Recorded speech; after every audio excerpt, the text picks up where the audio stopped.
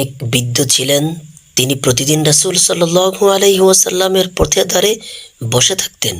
তিনি রাসূল সাল্লাল্লাহু আলাইহি ওয়াসাল্লাম যখন পথ দিয়ে যেতেন, তখন তিনি তার উপর ময়লা ফেলে দিতেন।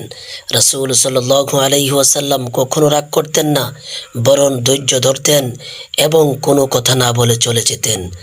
একদিন বৃদ্ধা ময়লা ফেললেন না। রাসূল সাল্লাল্লাহু আলাইহি ওয়াসাল্লাম চিন্তা করলেন, হয়তো তিনি অসুস্থ।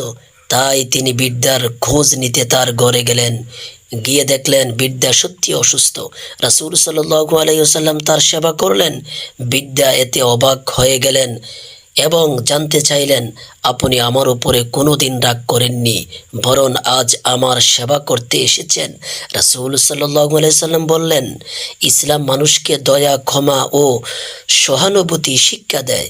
বৃদ্ধা এটাতে প্রভাবিত হয়ে যে সেই দিন তিনি ইসলাম গ্রহণ করেন।